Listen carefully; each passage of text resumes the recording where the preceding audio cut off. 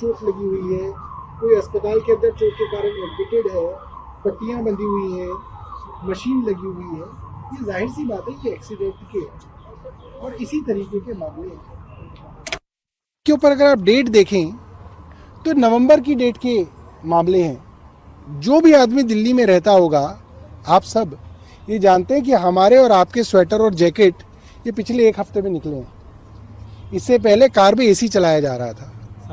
सो झूठ बोल के देश को गुमराह करना भारतीय जनता पार्टी की पुरानी आदत है और घटिया कृत्य है। दूसरी बात जो मैं हर बार पिछले 1 साल से कह रहा हूं, जब जब भारतीय जनता पार्टी की केंद्र सरकार की डीडीए, रेलवे और एएसआई हजारों लोगों को बेघर करती है दिल्ली के अंदर, जैसे कि कुछ दिनों पहले आपको याद होगा भारतीय जनता पार्टी की केंद्र सरकार की आर्कियोलॉजिकल सर्वे ऑफ इंडिया ने तुगलकाबाद किले के पास हजारों गरीबों को बेघर किया।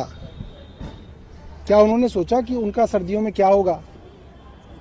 मेहरौली के अंदर सैकड़ों लोगों को बेघर किया गया, क्या उनके बारे में सोचा गया? अभी 2 हफ्ते पहले डीपीएस मथुरा रोड के पीछे 250 से ज्यादा मकानों को ढा दिया गया भारतीय जनता पार्टी की डीडीए और एलएनडीओ द्वारा। मैंने तब भी ये सवाल पूछा था कि ये जो हजारों लोग आप बेघर करते हैं, और मैं आज भी जानना चाहता हूँ, केंद्र सरकार मुझे बताए, डीडीए मुझे समझाए कि जिन हजारों लोगों को आप बेघर करते हैं, आप सोचते हैं कि उनके बच्चे जब स्कूल जा रहे थे अब वो कहाँ जाएंगे, उनकी बेटियां अब कहाँ नहाएंगी, उनकी घर की माताएं बहनें कहाँ शौच करेंगी, कहाँ पे काम करेंगे? आप तो बेघर कर देते हैं। वो बेघर लोग कहाँ जाएंगे? वो इन्हीं फ्लाईओवरों के नीचे शरण लेंगे, यहीं कहीं फुटपाथ के ऊपर अपनी किसी तरीके से जीवन यापन करेंगे। तो ये बहुत ज़्यादा दयनीय बात है। दूसरी बात, किसी भी मकान को और जे क्लस्टर को डिमोलिश करने से पहले ये कानून है इस देश का अभी तक तो, कि आप उसकी कोई व्यवस्था करेंगे, आप उसकी ऑल्टरनेटिव अरेंजमेंट करेंगे। ये इस देश का आज भी कानून है। कानून बदल दे बताए हो सकता है, आज तो ये कानून है, आप वैकल्पिक व्यवस्था किए बिना किसी को नहीं उजाड़ सकते।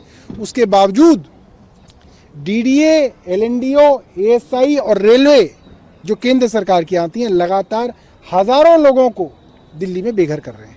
ठीक है सर, तैयारी की गई है, ठंड से तैयारी किस तरीके की सर, और क्या? देखिए, दिल्ली के अंदर एक एक्शन प्लान जिसको विंटर एक्शन प्लान है, वो हमेशा जो है हम लोग ट्रिगर करते हैं। इस बार भी 1 दिसंबर से दिल्ली के अंदर विंटर एक्शन प्लान आ गया है। आप अगर एम्स के पास जाएं, सराय काले खां के पास जाएं, आप देखेंगे जो हमारे रैन बसेरा हैं, परमानेंटली जो रहते हैं वो तो हैं ही, उसके अलावा पगोड़ा टेंट के अंदर सफ़ेद रंग के आप छोटे छोटे टेंट्स देखेंगे, जिसके अंदर हमने रहने के लिए बिस्तर, कंबल, पानी आदि का इंतज़ाम किया है। और दिल्ली एकमात्र राज्य है पूरे भारत में, शायद हो सकता है पूरी दुनिया में, जहाँ पे रैन बसेरों के अंदर गरीबों को मुफ्त में दोनों वक्त का खाना दिया जाता है। दाल, चावल, रोटी, सब्जी मुफ्त में दिल्ली सरकार के द्वारा दिया जाता है। और अक्षय पात्रा जैसी एक संस्था वहाँ पे सुबह और शाम का खाना देती है, और पैसा दिल्ली सरकार। सर, विधायक निधि फंड को बढ़ाया है, उसको बता दीजिए सर। एक सवाल ये कि अधिकारी आप लगातार कह रहे हैं कि पैसा रिलीज नहीं कर रहे हैं, बहुत सारी स्कीम रुकी हुई हैं, कई लोगों को पेंशन तक नहीं मिल रही है सर, कुछ लोग प्रोटेस्ट भी करते हैं इस बात को लेकर। क्या पेंशन भी इस वजह से रुकी हुई है सर लोगों की? भारतीय जनता पार्टी की एक ही नीति है, आप हर एक वेलफेयर के डिपार्टमेंट का पैसा रोक लें। पैसा रुक जाएगा तो सब काम रुक जाएंगे।